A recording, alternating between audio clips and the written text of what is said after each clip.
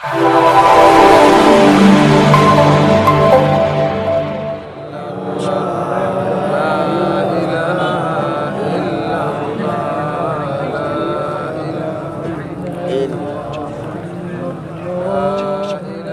দাঁড়িয়ে আছেন একটু বসেন, না পারলে আপনার আরেকটু বড় মাঠ পান নাই আশেপাশে? হ্যাঁ, এত মানুষ হিসেবে তো মাঠ ছোট, আপনাদের আরেকটু বিস্তীর্ণ মাঠে করা দরকার ছিল। আমি আগে কখনো তো এই মাঠে আসি নাই।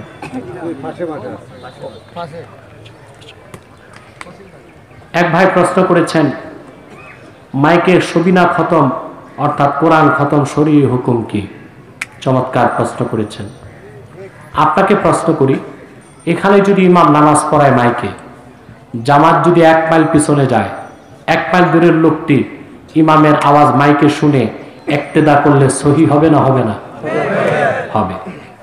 তাহলে বোঝা যায় মাইকের আওয়াজ ইমামের মূল আওয়াজ, মাইক শুধু বড় করে দেয় আওয়াজটা, ঠিক না?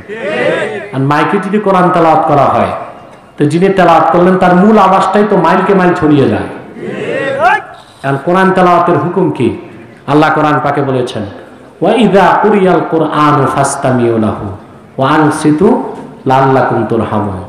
যখন কোরআন পঠিত হয় তোমরা মনোযোগ দিয়ে শোনো এবং চুপ থাকো। এখন মাইকে যদি সারা রাত আপনি কোরআন শরীফ পড়েন, তা হাজার হাজার মানুষ কি চুপ থেকে শুনবে না কাজকর্ম করবে? তে মানুষগুলোকে যে ওয়াজিব তরক করালেন, আপনি গুনাহগার হবেন। এর জন্য কোরআন খাতাম মাইক ছাড়া হবে রাতের বেলা।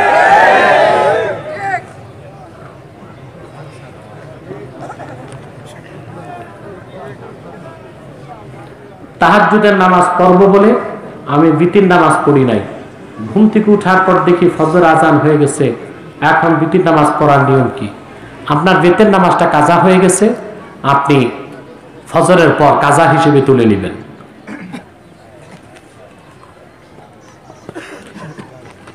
আমি কোনো এক সময় একজন ফেরিওয়ালার কাছ থেকে 50 টাকা কিছু একটা খরিদ করি, তারপর আমি তাকে আর কখনো পাইনি, এবং সে মুসলিম কি হিন্দু তাও জানি না। এখন আমার করণীয় কি? টাকাটা দেন নাই, 50 টাকা ফকিরকে দিয়ে দিবেন সওয়াবের আশা ছাড়া, তাহলে আপনি আর দাবির নিচে থাকবেন না। আমাদের সমাজে প্রায় সময় দেখি সূর্যগ্রহণের সময় অনেক গর্ভবতী মহিলারা কিছু খেতে চায় না, কোনো কাজ করতে চায় না। এইসব কাজ করলে নাকি সন্তান কতুয়া হয়ে যায়, এটা কি? তাই ইসলামের দৃষ্টিতে সূর্যগ্রহণের সঠিক ব্যাখ্যা আমাকে জানাবেন।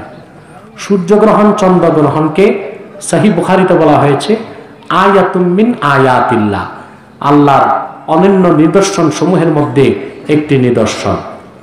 তবে বুখারী মুসলিমের হাদিস থেকে দেখা যায় আল্লাহ রাসূল সাল্লাল্লাহু আলাইহি সাল্লাম সূর্যগ্রহণ চন্দ্রগ্রহণের সময় খুব বেশি দোয়া মোনাজাত করতেন এবং সালাতে থাকতেন, এবং সাহাবায়ে কেরামকে বলতেন তারা যেন আল্লাহর কাছে পানাহ চায়, দোয়া মোনাজাতে থাকে। কথা বুঝতে পারছেন? আর মহিলারা কিছু খাবে না এরকম কোনো কথা হাদিসে নেই। ইমাম আবু হানিফা রাহমাতুল্লাহকে রাদিয়াল্লাহু আনহু বলা যাবে কি? কেন? ওনাকে তো সবাই রাহমাতুল্লাহ বলে, রাদিয়াল্লাহু আনহু বলবেন কেন? প্রচলনকে তো মানতে হবে। দুররে মুখতারে এসেছে ইয়াজিবু আলাল মুসলিমিন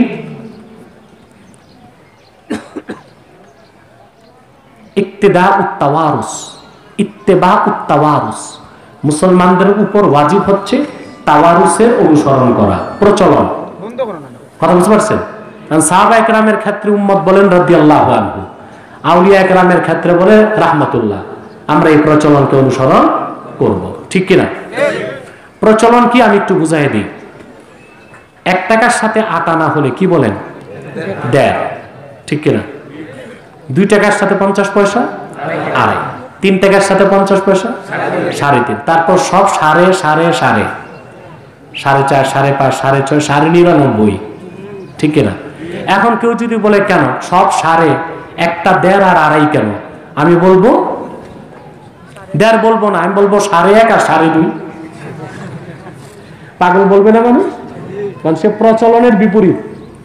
ঠিক প্রচলন হয়ে এসছে আউলিয়া কেরামকে রাহমাতুল্লাহ বলা, আমরা রাদিয়াল্লাহু আনহু বলবো কেন? সমাজে কিছু বেদাতি মৌলবী এই ফিতনাগুলো সৃষ্টি করে। এই সেই বক্তার কথা এসেছে যার উত্তর আমি দিয়ে দিচ্ছি মূল আলোচনায়।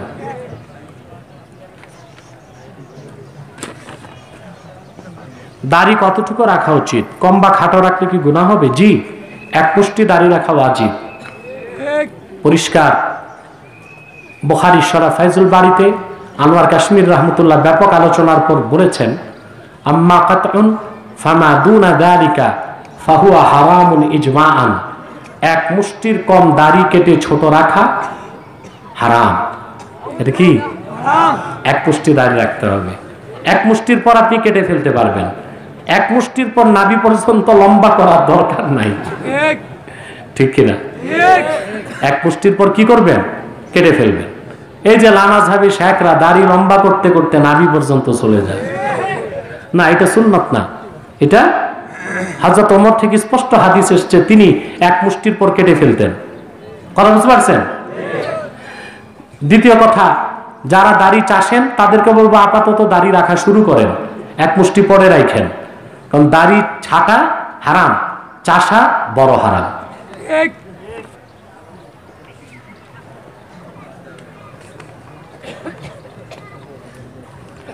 কিছুদিন পূর্বে এক আলোচিত বক্তা বলেছে, মাহফিলে তিনি নিজ চোখে হাজার হাজার জিন ফেরেশতা এবং দয়াল নবী সাল্লাল্লাহু আলাইহি সাল্লাম উপস্থিত দেখেছেন। মাআযাল্লাহ, এই বক্তা বেয়াদব। আল্লাহর হাবিব মুহাম্মদ সাল্লাল্লাহু আলাইহি সাল্লাম শাহনশাহে রিসালাত, তোমার আমার মতো কাঙ্গালের মাহফিলে আসার প্রয়োজন নাই রাসূলুল্লাহ। তিনি হায়াতুন নবী, তিনি জান্নাতুল ফেরদৌস রওজা মুবারক থেকে সব দেখেন এবং শোনেন। এসব বেদাতি বক্তাদের কথা বিশ্বাস করবেন না।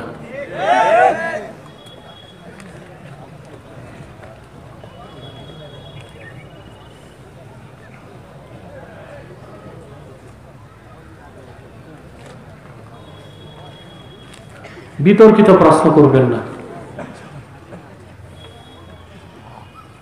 আমাদের সমাজে দেখা যায় রমজান আসলে মেয়ের বাড়ি ইফতারি দিতে হয়, তো মেয়ের বাড়ি ইফতারি দিলে সমস্যা কি? ইফতারি দেওয়া ইসলামে কেমন? খুব ভালো কাজ। মেয়ের জামাইরে যত দামি ইফতার পারেন খাওয়াবেন, বাধ্যতামূলক চলবে না, পারলে স্বেচ্ছায় পারলে দিবেন।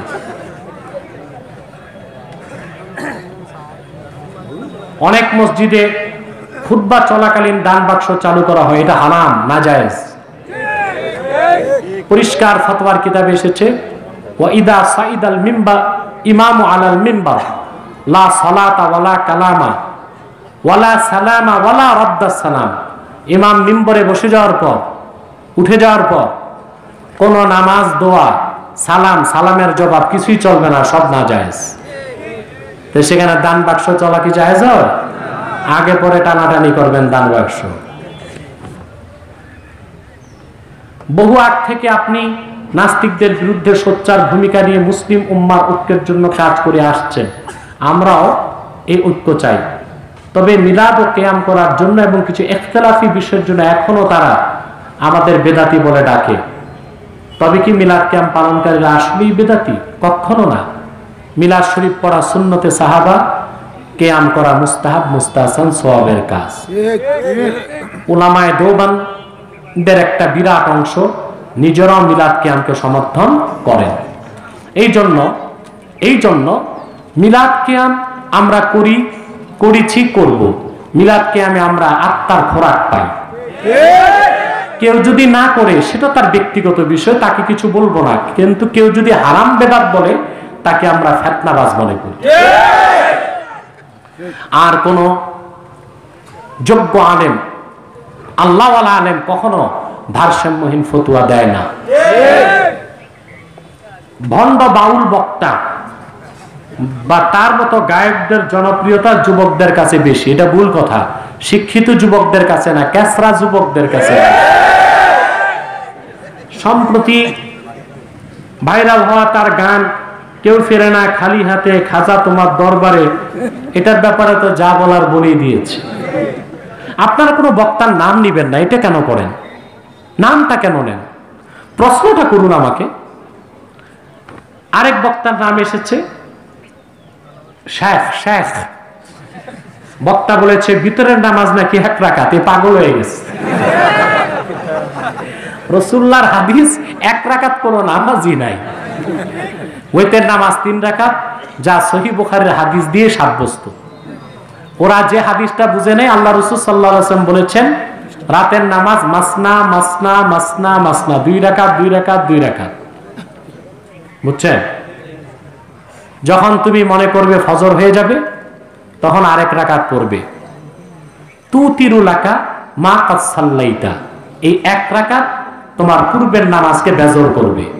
তো রাসূলুল্লাহ 1 রাকাত বেতের বলেন নাই, এই 1 রাকাতকে বেজরকারী বলেছেন। তাহলে বেজরকারী, বেজর বানাইতে আরো রাকাত লাগবে না? 1 রাকাত যোগ করলে হয় 2 রাকাত, এটা জোর না বেজর? তাহলে আরেক রাকাত যোগ করলে হয় 3 রাকাত। ওই হাদিস দিয়ে সাব্যস্ত হয় বইতের নামাজ 3 রাকাত। সে বুঝে নাই, পড়াশোনা নাই তো।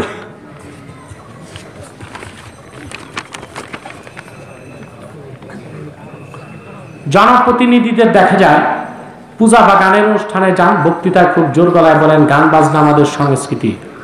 তাদের বোঝানো অনেকটাই কঠিন হয়ে পড়ছে। তারা আরো বলে ধর্ম যার যার, উৎসব সবার। এই উক্তি আর গান বাজনা ইসলাম কতটুকু সমর্থন করে? এই কথা যারাই বলেছে তাদের ঈমান নষ্ট করে ফেলেছে, তাদের তওবা করতে হবে। আর গান বাদ্য ইসলামের সম্পূর্ণ নাজায়েজ এবং হারাম। আল্লাহ তাআলা সূরা লুকমানে বলেছেন ওমিনান নাসি মান ইয়াশতারি লাহওয়াল হাদিস লিইউদিল্লা আন সাবিলিল্লাহি বিগাইরি ইলম ওয়া ইয়াত্তাখিযাহা হুজওয়া। এই আয়াতের ব্যাখ্যায় 27 জন মুফাসসির একমত, গান বাদ্যকে আল্লাহ হারাম করে দিয়েছেন। বাল্য বিবাহ বন্ধের নামে বিভিন্ন কেন্দ্র, জেলা, উপজেলা, এমনকি স্থানীয় ইউনিয়নে পর্যন্ত কমিটি করা হচ্ছে। বাল্য বিবাহ বন্ধ হলে সমাজ কতটুকু সুফল বয়ে আনবে? বাল্য বিবাহ পুরা বন্ধ হলে ধর্ষণ আরো বাড়বে। 6 বছর 8 বছরের মেয়েরা ধর্ষিত আরো বেশি হবে। ইসলামে বাল্য বিবাহ বলতে কিছু নাই, আছে বালেক বিবাহ। বালেক বালেগা খুশি মনে যদি বিবাহে আবদ্ধ হতে চায়, তাহলে এটা বাধা দেওয়া উচিত নয় শরীয়ত মোতাবেক, ঠিক কিনা? এদিক দিয়ে বাল্য বিবাহ বন্ধ করলেন, আর ওদিক দিয়ে ফ্রি মিক্সিং, লিভ টুগেদার।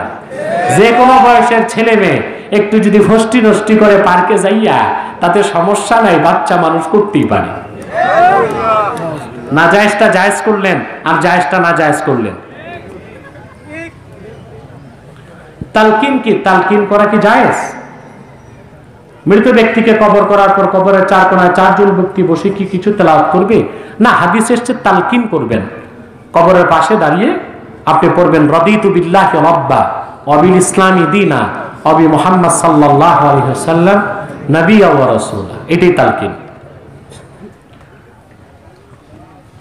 উল্লেখযোগ্য দিবসগুলোতে মিনারে ফুল দেওয়া, পহেলা বৈশাখে মঙ্গল শোভাযাত্রা আয়োজন করা, পহেলা বৈশাখে ভালো কাজ করলে বা ভালো খাওয়া দাওয়া করলে সারা বছর ভালো কাটবে, এ ধরনের বিশ্বাস করা কি? দেখুন, যারা ইমানের সাথে ভাষা আন্দোলনে শহীদ হয়েছে তাদেরকে শ্রদ্ধার সাথে স্মরণ করবেন। পদ্ধতি কি? মস্তক নত করে নয়, নীরবতা পালন করে নয়, বরং তাদের জন্য দোয়া মোনাজাত করে তাদের আত্মার মাগফিরাত কামনা করবে। মঙ্গল শোভাযাত্রায় গেলে ঈমান নষ্ট হয়ে যাবে, কারণ এটা হিন্দুদের ধর্মীয় উৎসব, সংস্কৃতির নামে বাংলাদেশে আমদানি করা হয়েছে। পহেলা বৈশাখে ভালো কাজ করলে, ভালো খেলে সারা বছর ভালো থাকবেন, উদ্ভট ভিত্তিহীন কথা।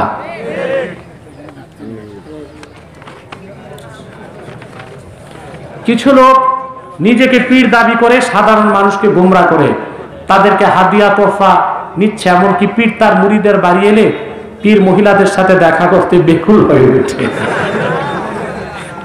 অনেক সময় মুরিদকে জিজ্ঞেস করে বসেন, তোমার স্ত্রী কি আসে নাই? নাউযুবিল্লাহ মিন যালিক। এই রকম মহিলা প্রেমিক পীর দেশে আছে, আমি তো জানতাম না। সে যাই হোক, এইসব পীর থেকে দূরে থাকার চেষ্টা করবেন। পর্দা করা ফরজ নারী পুরুষ সবার উপর, ঠিক না? রাসূলুল্লাহ সাল্লাল্লাহু আলাইহি ওয়াসাল্লাম কি গায়েব জানতেন? এক কথায় এই উত্তর দেওয়া যাবে না। কেউ যদি বলে আল্লাহ রসুল গায়েব জানতেন না, আর তার বলার উদ্দেশ্য যদি হয় আমরা যেরকম জানি না ওইরকম জানতেন না, তাহলে তার ঈমান নষ্ট হয়ে যাবে। আবার কেউ যদি বলে রসুল্লাহ গায়েব জানতেন, তার বলার উদ্দেশ্য যদি হয় আল্লাহ যেই রকম জানেন ওই রকম জানতেন, তাহলে তার শিরক হবে। তাহলে বিষয়টা কি? বিষয়টা হচ্ছে আমাদের কাছে যেটা গায়েব, মুহাম্মদ সাল্লাল্লাহু আলাইহি ওয়াসাল্লামের নিকট সেটা গায়েব ছিল না। মুহাম্মদ সাল্লাল্লাহু আলাইহি ওয়াসাল্লামের নিকট যেটা গায়েব ছিল, আল্লাহর কাছে সেটা গায়েব ছিল না। শেষ। ফরজ নামাজের পর হাত তুলে দোয়া করার বিধান কি? আমার 1.5 ঘন্টার ডকুমেন্টারি আলোচনা ইউটিউবে পাবেন। ফরজ নামাজের পর সম্মিলিত মোনাজাত প্রায় 23-24টি কিতাব থেকে আমি দলিল দিয়েছি। ফরজ নামাজের পর হাত তুলে মোনাজাত করা সুন্নতি মুতাওয়ারিসা। যদি কোনো ব্যক্তি তার সপরিবারে ইসলাম ধর্ম গ্রহণ করে, তাহলে কি তার বিবাহ আবার ইসলাম ধর্ম অনুযায়ী আদায় করতে হবে? না, শর্ত না। তবে যদি নিকাহ দোহরায় এটা উত্তম এবং ভালো। রাসূল সাল্লাল্লাহু আলাইহি ওয়াসাল্লামের হাজির নাজির সম্পর্কে আমাদের সমাজে যে ফিতনা বিদ্যমান রয়েছে, তার সমাধান কল্পে জৌনপুর, বদরপুর, ফুলতলি সহ আহলুস সুন্নাহ ওয়াল জামাতের বহু আলেম বলেছেন যে তারা নবী করিম সাল্লাল্লাহু আলাইহি ওয়াসাল্লামকে হাজির নাজির মনে করেন না। এ বিষয়ে আপনার সঠিক সমাধান কামনা করছে। আমি তো আগে বহুবার বলেছি, রাসূলুল্লাহ সাল্লাল্লাহু আলাইহি ওয়াসাল্লামকে হাজির নাজির বললে বেয়াদবি হবে। কারণ তোমার আমার মাহফিলে রাসূলুল্লাহর আসার তো প্রয়োজন নাই। আর আমরা সবাই কি পবিত্র? কথা বলে না। তাইলে আমরা কিভাবে এটা আশা করি? বরং আল্লাহ রাসূল মুহাম্মদ সাল্লাল্লাহু আলাইহি ওয়াসাল্লাম হায়াতুন নবী, তিনি জান্নাতুল ফেরদৌস রওজা মুবারক থেকে সব দেখেন মুজিজাতান, সব শুনেন মুজিজাতান। এই তো না?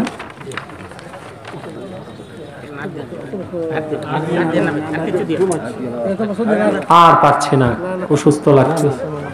আসেন একটু সালাত সালাম করে দোয়া করি। সাল্লাল্লাহু